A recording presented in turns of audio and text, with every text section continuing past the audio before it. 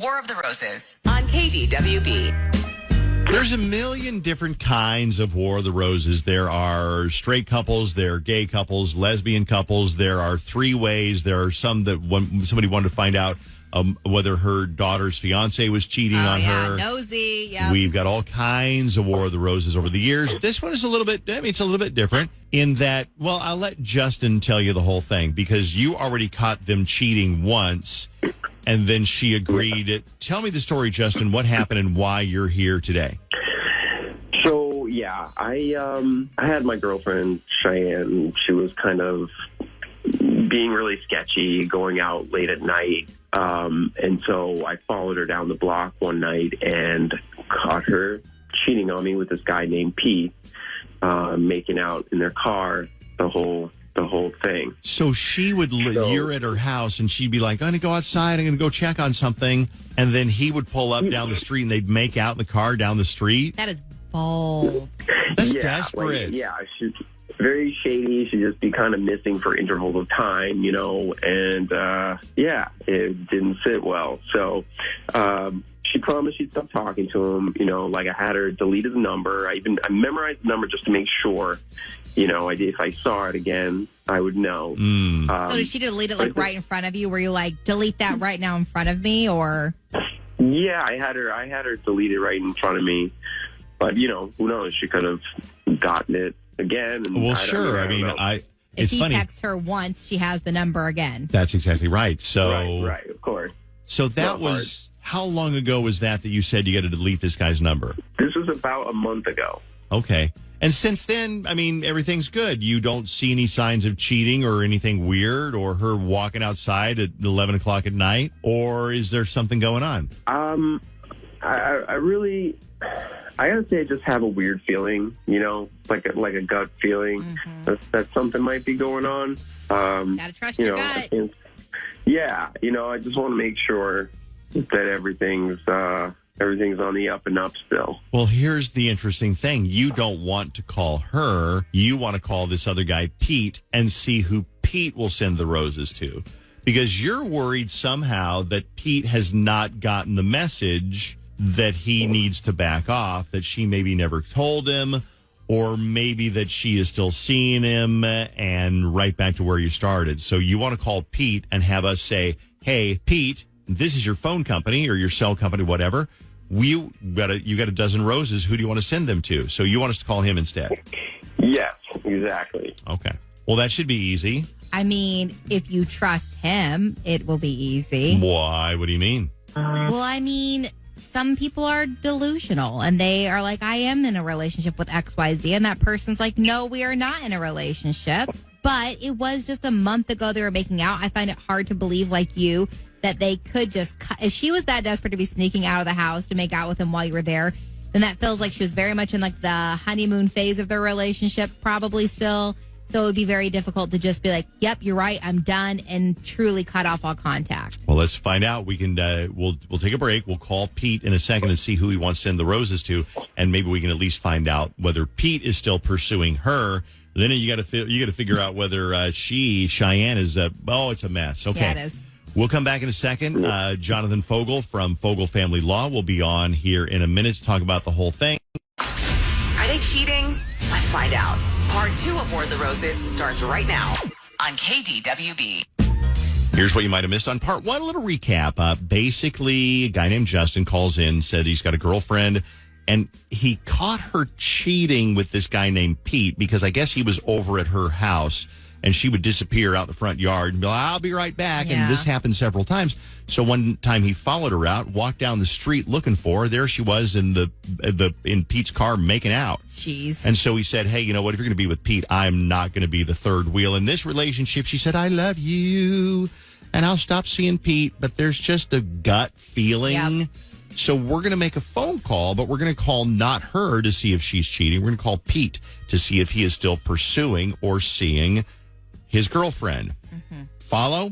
After that, we'll talk to Jonathan Fogel from Fogel Family Law to get you some tips on relationships, divorce, custody, payments, all of that stuff, because it all kind of ties in here. Let's make the call right now on KDWB. So, Pete, I'm going to send a dozen long stem romantic roses on your behalf. So it won't look like it's coming from us. It'll look like it's coming directly from you, like you bought flowers for someone. Who would you like to send these romantic roses to? I'll need their first and last name, please. All right. Yeah. Her name is Cheyenne.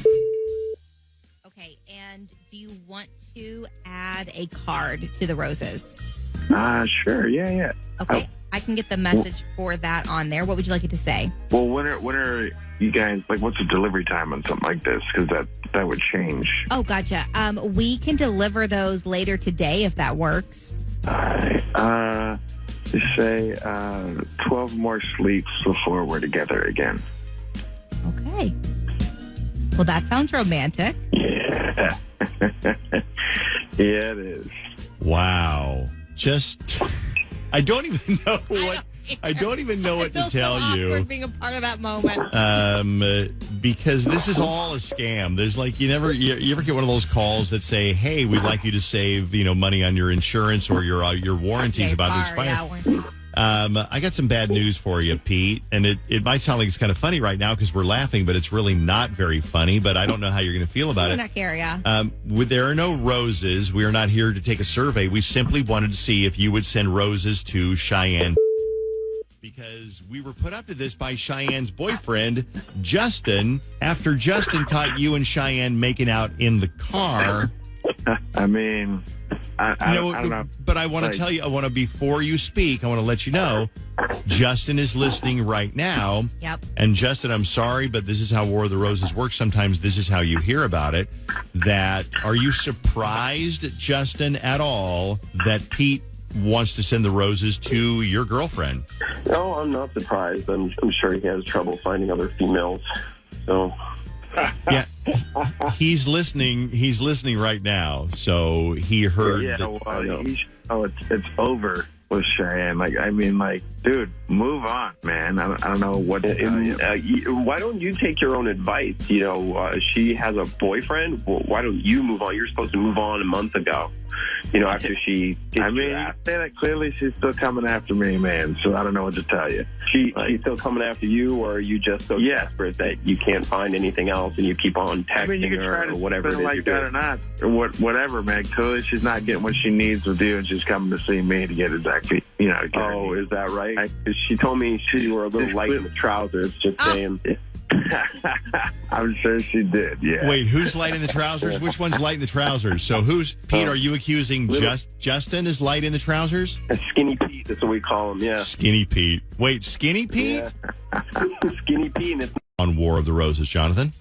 Well, here's the thing, right? I mean, I've been doing this for now almost 30 years. I have so many stories I could tell you about people having affairs, right? Being caught in cars, hotels, even in their own bedroom, right? But today, what's important to me and what I think people can take away is what lessons the Barbie movie has taught us to help people going through divorce. Okay, all right. Let's see what you got. Okay. I'm a huge Barbie movie fan. I saw it was amazing. I loved it. But here are the lessons that divorcing or divorced people can take away. First, relationships should enrich your life. Okay? So Barbie, I think, encourages us to seek partners who respect our independence and cheer us on and pursue our dreams. Right? If you're not finding that in your marriage, then maybe it's time to move on. They say, that's kind of a good parallel to something that I've heard, that if you're so busy putting out fires that they build and cause all the time that you don't have time to take care of your own life because you're so busy propping them up, like they won't get a job or they got a problem with this or they can't stay out of prison or whatever it is, then you don't have time because you're busy putting out their fires. That's right. Yeah. Yeah, I would say if your partner is spending too much time in prison, that's a red flag. I mean, once is, I would give maybe one pass. Really? One prison pass. Oh, okay. You guys, right. You guys have a little different outlook on maybe, things. maybe a little bit. All right. The second message that Barbie says: friendship is a treasure, right? Barbie's relationships, show us in the belief in power of friendships, and so when you're going through divorce, use your friends to build you up and support you, right, in your personal growth. So that's important. Okay, so rely on your friends, and I think that's a good thing for people who have a good number of supportive friends. while you're going through probably one of the toughest times of your life. Support, lean on your friends. You need that. You absolutely need that. Okay. And third, Barbie's lesson is dream big. Right? Barbie reminds us that we can be anything we want, and so don't settle for less than that. Go after those dreams. I think a lot of us kind of do settle in a way. And when you find out you don't have to settle, it's like, oh, my God, I didn't have to put up with that. Right. Wow. Okay, good. That's right. And fourth, lastly, and my personal favorite, remember that you are Kenough. Kenough. Is that a line from the movie? Yeah. It is. Okay. What does that mean, Remember Jonathan? that. It's important to remember that you are enough, right? They take a little spin on it, but that's important for you to remember that self-worth and that you are enough.